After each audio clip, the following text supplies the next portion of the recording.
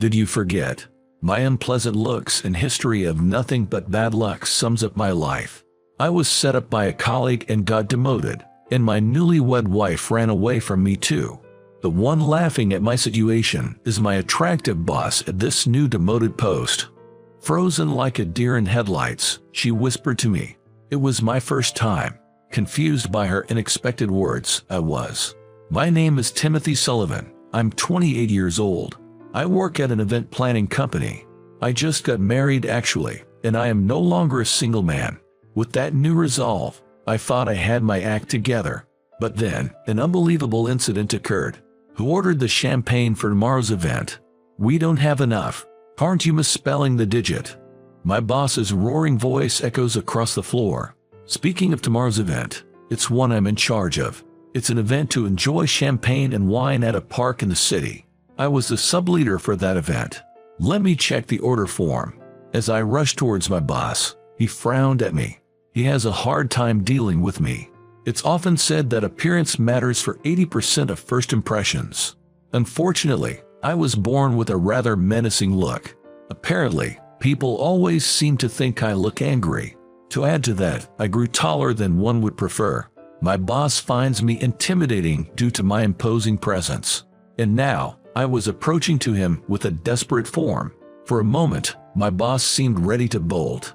There was my signature on the order form. But I didn't check this document before. Initially, I was removed from ordering the champagne. I was at a loss for words. One of my seniors on the team, smirking, called out to me, "You messed up big time, didn't you? What are you going to do?" Despite the critical situation, he was grinning from ear to ear. That's when it hit me. I remembered that the person in charge of ordering was my senior. My senior and boss began to whisper amongst themselves. This was not a good sign. My senior is likable and had good standing with our boss. My boss sees me differently than others as he dislikes me. I checked with Robert. "Timothy, it's your mistake after all." My boss, face red with anger, grabbed my collar. It was to be expected. This was the biggest event of the season. It's not me. I was removed from the wine team. No one cared to listen to my words. Robert kept smirking, looking at me. If he has time to laugh, he should do something. The event is tomorrow, so I decided to start calling all the wholesale liquor companies. No matter how much I say it's not my fault, everything will be blamed on me. I almost let out a sigh, but there was no time for that. I had to do as much as I could in the limited time.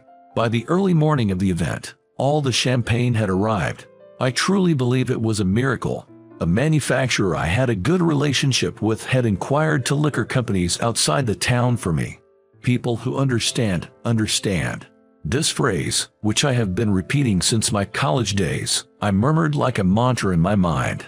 Exhausted and dozing off at my desk, I could sense my colleagues coming in one after another. Everyone was amazed to see the delivered champagne. In my drowsy state, I heard Robert's voice. "If I handle it, it's as easy as this. I can fix the stupid mistakes of my juniors overnight." He must not have noticed me, dozing off, face down. He talked proudly, as if he had solved everything by himself. My colleagues also expressed their admiration, as expected. With his charming looks, eloquent speech, and pleasant demeanor, I thought again that Robert was indeed successful in life. Are you sleeping while Robert is working hard? Suddenly, I was pulled by the back of my neck and jolted awake. My boss was holding my collar, his face distorted with anger. I was immediately taken to the director's office. Apparently, I was going to be held accountable for this oversight.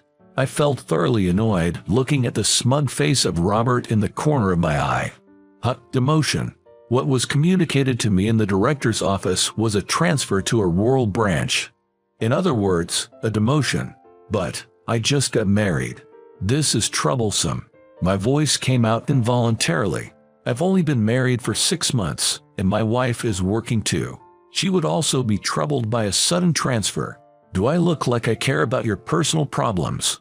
Reflect on the harm you were about to cause the company at your new location. Fix that attitude too. My boss was now calling the new location by demotion openly. A transfer order was thrown at me. The destination was a small branch in a seaside town. I've been demoted from my subleader position as well. My salary will likely decrease accordingly. After leaving the director's office, I immediately sent a message to my wife. I didn't have the courage to tell her directly. However, she didn't reply immediately. A week after that incident, I found myself in the town of my demotion. It was near the sea, with the scent of the tide in the air. In the end, my wife left me. Just 6 months into our marriage, she made it clear to me when I got demoted. She couldn't quit her job, and she married me because I was earning well. It seems I'm no longer needed, as I've lost that value. I heard later that she had been involved with someone else before our marriage. My demotion was a convenient excuse for her to leave. You never know what life will throw at you. And now, at this new workplace, I have to start from scratch. The first time I showed up at work, everyone looked at me as if they were terrified. A towering man of 6'7", with a harsh gaze just sluggishly appeared. I knew their reaction was justified, but it still hurt. I may look intimidating, but I'm not one for fights. I can't boast about my strength, and I hate conflicts. Apparently, I seem cold to others, and they tend to keep their distance from me. This has been the case since my student days, and it hasn't changed since I started working. Those who get to know me well trust me. But few people make it that far. The new office clerk is a young girl, and she seems to be constantly scared of me. My other colleagues also treat me like I'm a delicate, touchy subject. There was only one person who treated me without any discrimination. That was the branch manager, Miss Lisa Richardson. She was an astonishingly beautiful woman. I was so stunned at first that I just stared at her. She always has her long hair loosely tied up and wore heels. Her lipstick was always red. She looked both pure and strong. 2 beauty spots lined up under her left eye, and when she smiled, her eyes narrowed in a way that was really charming. On top of that, she was a perfect beauty who was great at her job. She was particularly kind to me. I'm not being conceited. She really was especially kind to me. If I was eating alone, she would always invite me into the lunch group. If I was quiet, she would bring up various topics, trying to bridge the gap between me and the other colleagues. With her help, I quickly adapted to the workplace. It became more comfortable for me than the main office. People are not as they appear, she would tell our co-workers and people in the community while introducing me. In this rural setting, it's essential to build relationships with the local residents. From small to large events, our company seemed to handle almost all of them. And the office clerk told me that every group we worked with became a regular customer. Recently, I've even received fish from a local lady or dishes for dinner. In return, I get asked to do various things, like cleaning high places or changing light bulbs. For the Summer Dance Festival, we're counting on you to take the lead, Timothy. Lisa said to me once I'd really settled into the local community. It appears to be conducted in collaboration with local elementary schools and community associations. I would probably be interacting with even more people than I am now. I wondered, can I really handle such a crucial role? I wondered if I could handle such an important role. I'm anxious about making a bad impression on people I meet for the first time. I don't want to put my coworkers, who have been so kind to me, in a tough spot. It was those colleagues who encouraged me when I was unable to respond right away. It's all right, we've got your back, they all reassured me. I had never been treated so gently before, and I almost found myself tearing up. It's all thanks to Lisa. When I look at her, she's perched irreverently on a desk, legs crossed, smiling. The heel caught on her toes, swaying, left a strong impression. Lisa usually appears prim and proper, but sometimes odd gaps in her character show. She can be surprisingly rough around the edges, or use crude language. Even though low heels would make her work easier, she always wears high stilettos. But these heels look cooler, don't they? That was a response when I asked why, and it somehow felt familiar, but I couldn't recall where I heard it before. As the day of the dance festival was around, the office began to bustle. One day, a local police officer from the substation attached to the office dropped by. He was deeply engrossed in a conversation with Lisa.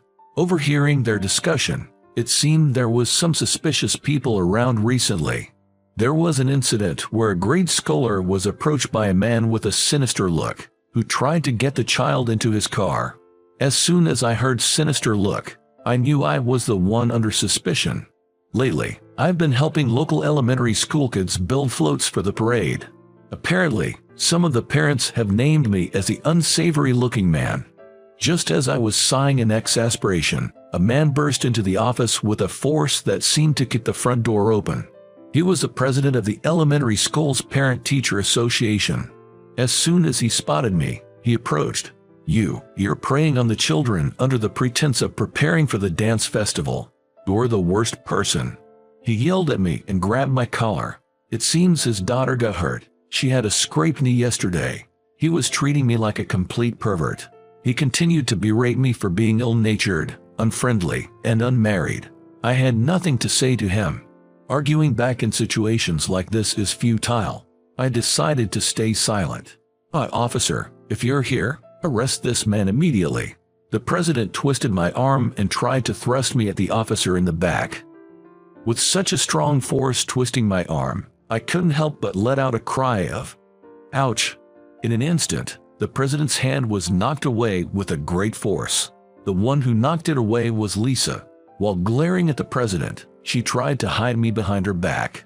There was a height difference between us, so I was not hidden at all. "What do you think you're doing to my subordinate? Stop making unfounded accusations without any evidence." The firmness and conviction in Lisa's words seemed to overwhelm the president. At the time his daughter was supposedly harmed, I was at the float-making site, surrounded by a bunch of kids. Lisa and other colleagues were at the site too. Even so, this man with his criminal-looking appearance.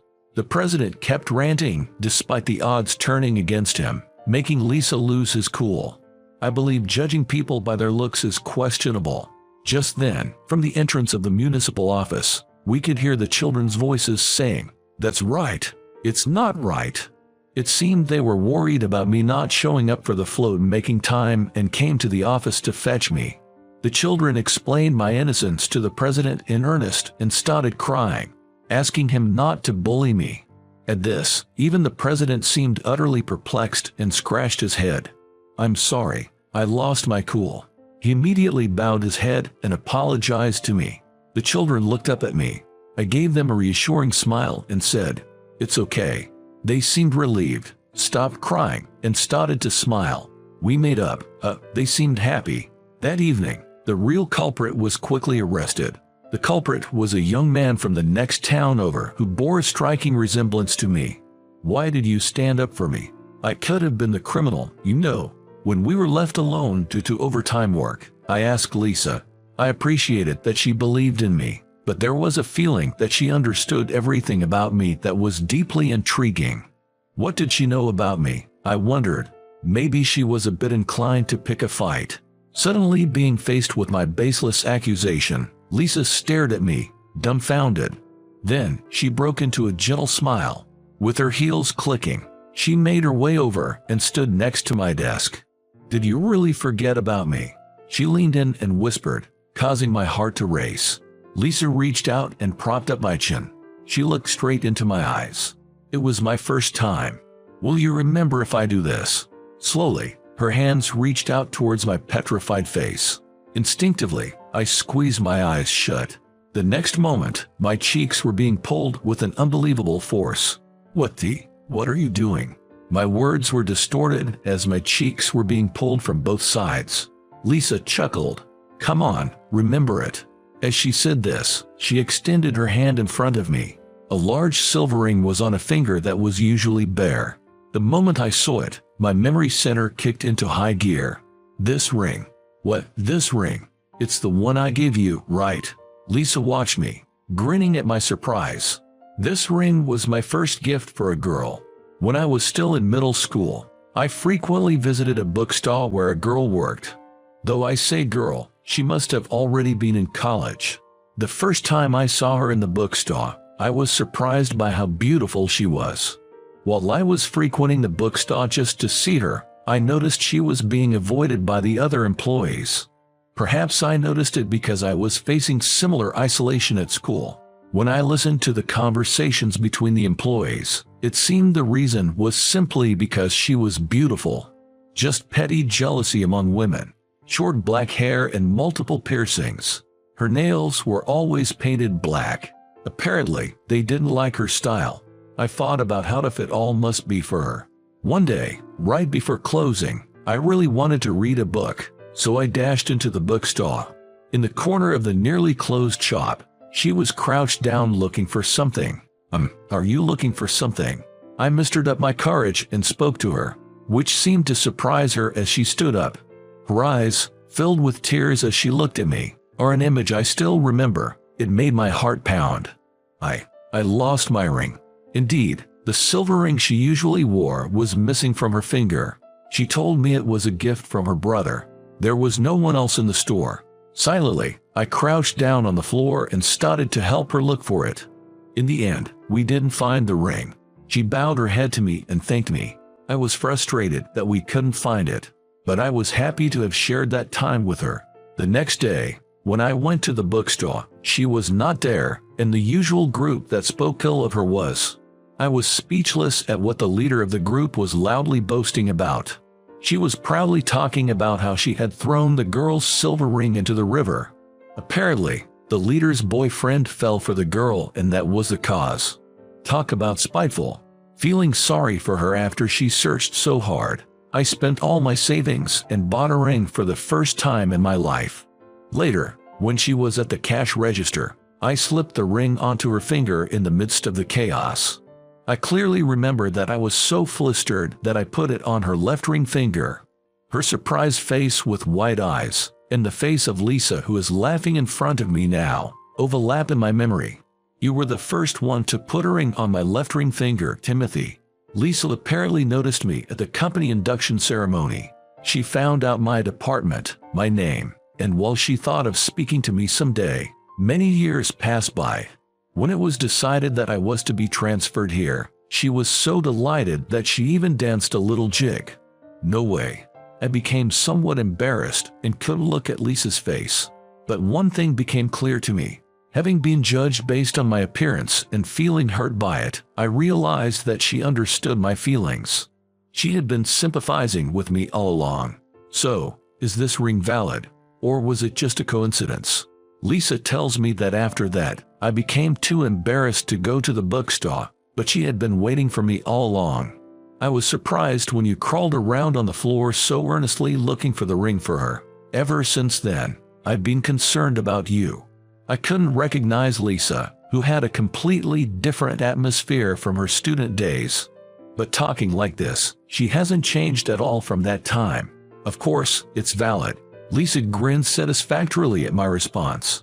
I guess I won't be able to win against her, but I feel like we can be together forever because we understand the same kind of pain. Next time, I'll propose with a proper ring. I make the declaration while shyly looking away. Lisa bursts into laughter and says, "I'm looking forward to it." What did you think of that? Subscribing the channel would be a great motivation for me to create more content. See you in the next video.